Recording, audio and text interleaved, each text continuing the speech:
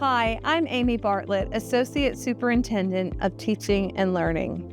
We are going to explore a critically important topic in how cell phone usage and screen time is impacting our students academically, socially, and emotionally. Our purpose is rooted in the Forsyth County Schools Strategic Plan. As you'll note here, two of our goal areas are very relevant to this topic. First of all, the learner experience as we work to increase student engagement.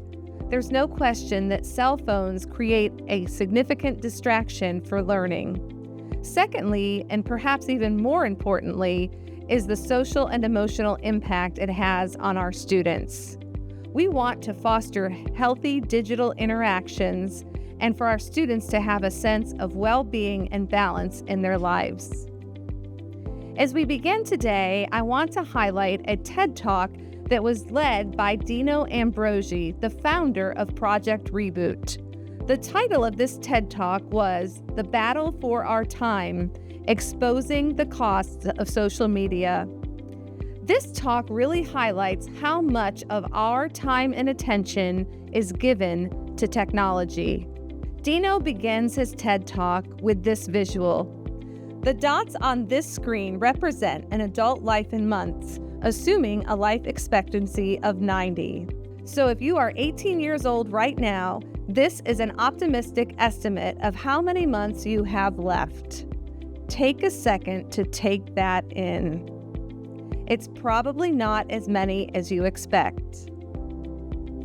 As you can see from this screen, about 1/3 of that time we will spend sleeping.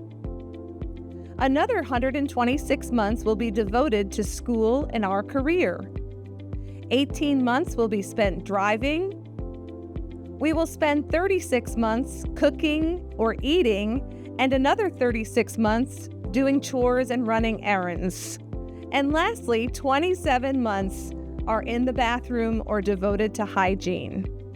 This means that we have 334 months left and free for everything else. This is the time we have to tick the boxes on your bucket list to really decide how we will leave our mark in life.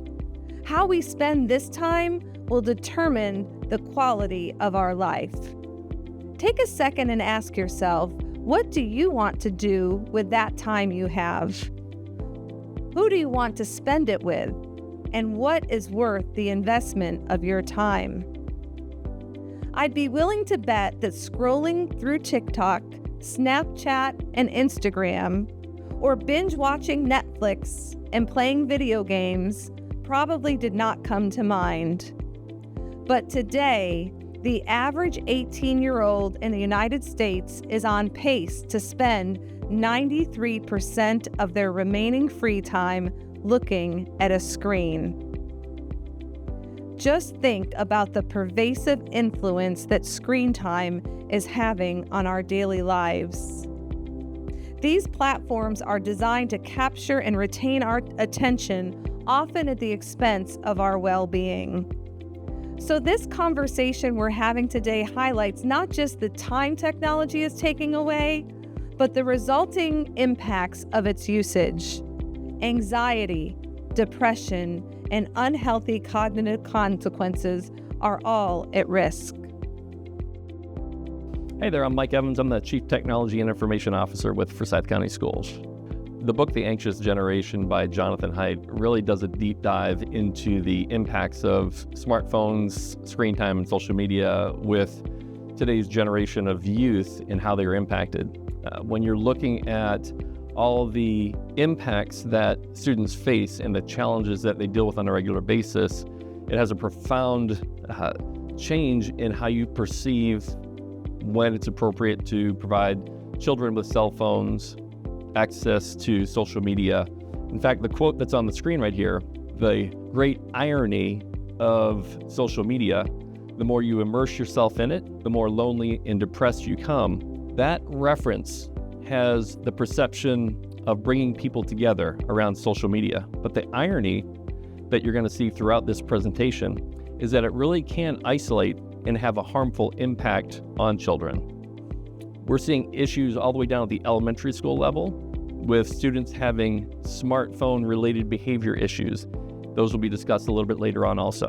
So this final quote down at the bottom of the screen is that we're overprotecting our children in the real world while underprotecting them in the online environment. And that's really profound because as a culture, we've developed countless safety protocols. We have put in movie ratings. We have safer playground equipment. We've initiated stranger danger lessons as well. But online, other than rare content filters that a family may have installed on their child's phone or their computer, we're really just releasing them into the wild on the internet, into the dark aspects of the internet as well as social media, and not really covering and talking about the true consequences that might bring along. In this slide, what I'd like to do is identify that shaded gray area in the middle. Make note of that as we go through the next couple slides, because you're going to start to see profound changes in the graphs that we're going to be looking at. In the book, The Anxious Generation, Haidt discusses the negative impact of social media and screen time on the not yet fully developed brain. So take a look at which band you might fall in. You'll notice that the younger that you are, the higher prevalence of anxiety, and this is a generational change that we're seeing. And here we can take a look at the percent of undergraduates that were diagnosed with mental illness. And what you'll notice at the bottom is that many of the identified mental illnesses really didn't change. However, there were notable increases in ADHD, 72% increase since 2010, but the prominent increases really deal with anxiety and depression, with those numbers increasing well over 100% since 2010. Now we're going to take a look at the shaded area in the middle of the graph. 2004 is when Facebook was introduced. In 2008 was the first Facebook application or app for the smartphone. 2010, the beginning part of the shaded area, is when Instagram was rolled out.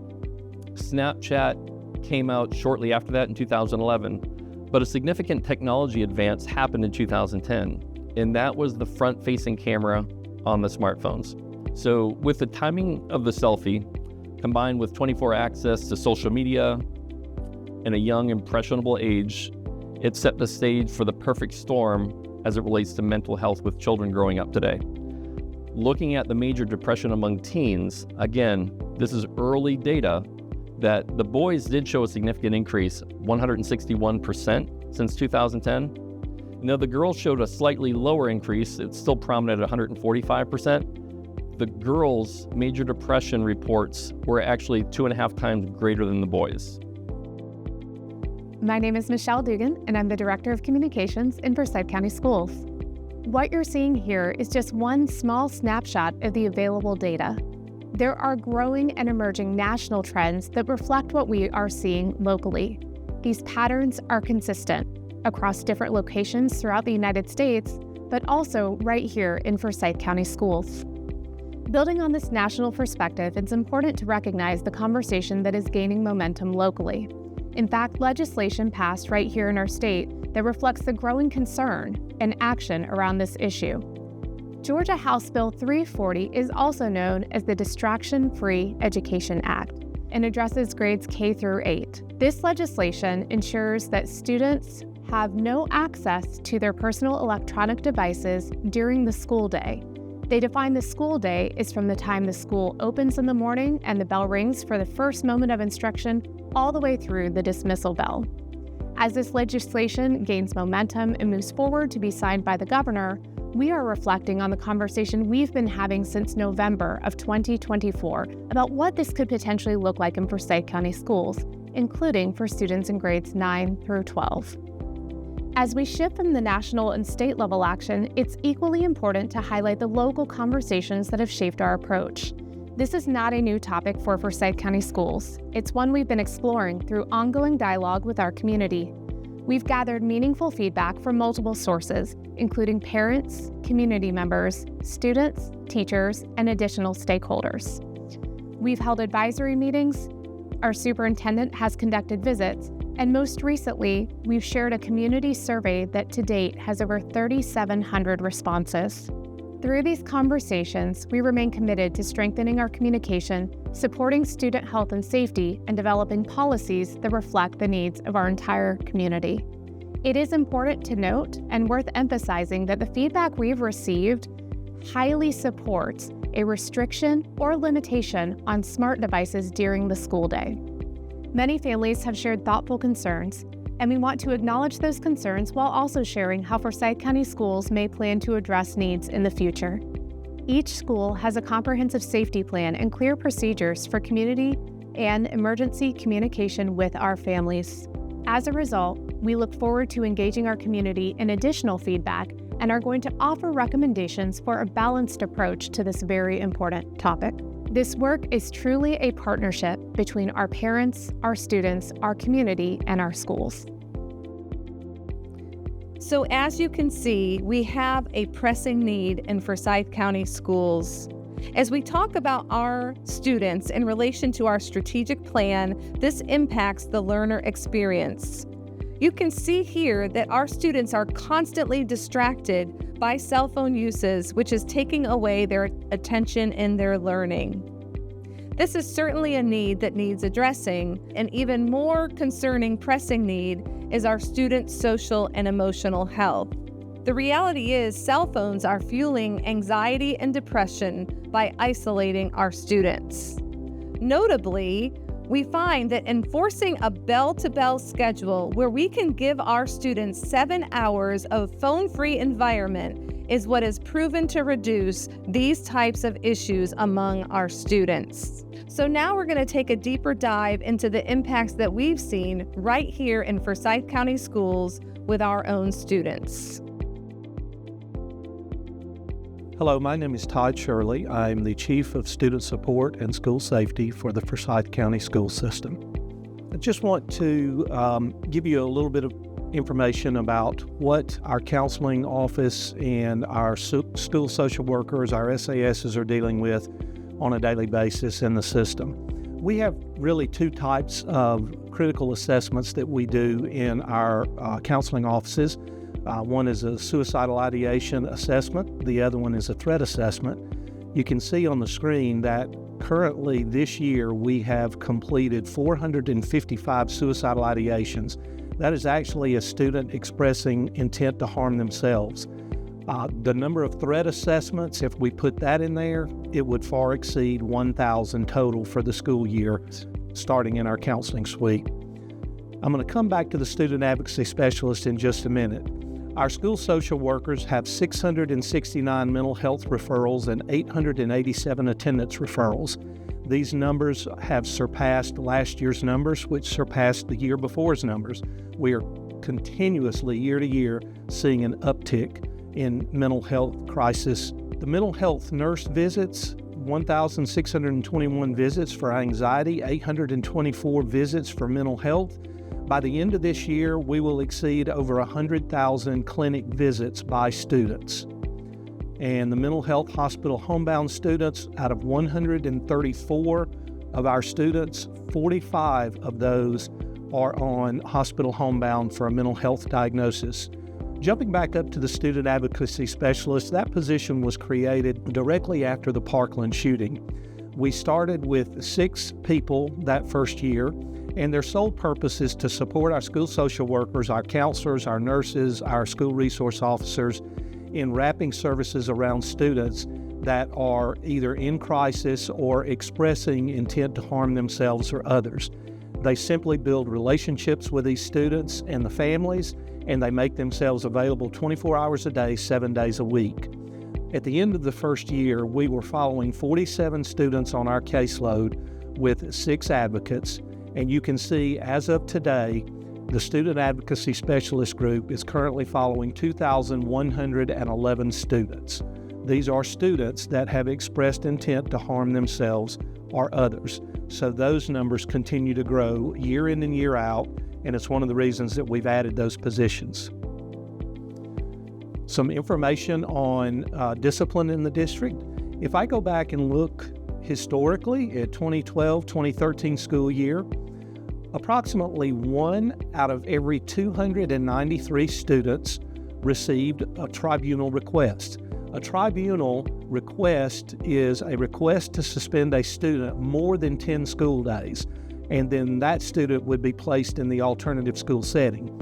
If you look at 2 years ago, 2022-23, 1 out of every 176 students have been tribunaled. So we are seeing a drastic increase in the discipline issues, and these are discipline issues at a much higher level than the normal day-to-day. So at the beginning of this school year, we merged the Department of Student Support with the Department of School Safety under one umbrella, which is now the Department of Student Support.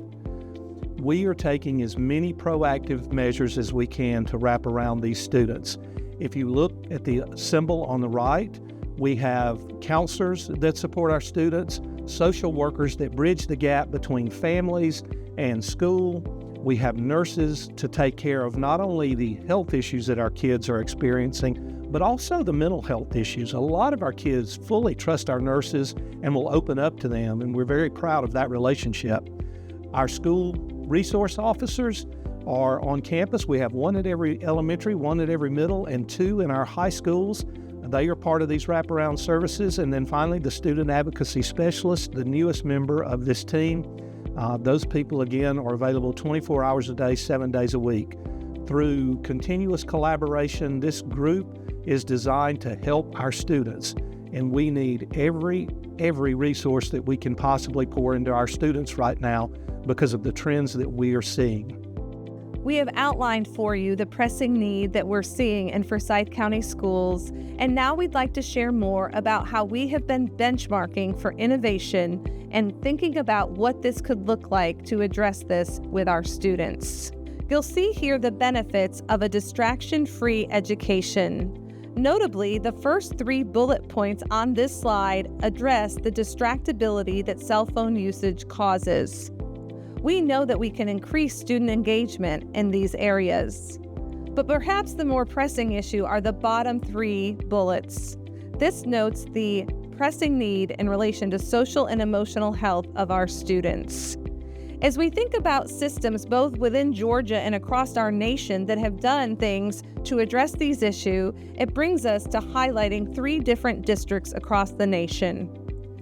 First, in the state of Virginia, Governor Youngkin issued Executive Order 33, which established a cell phone-free education in all public schools in Virginia to promote the health and safety of their students.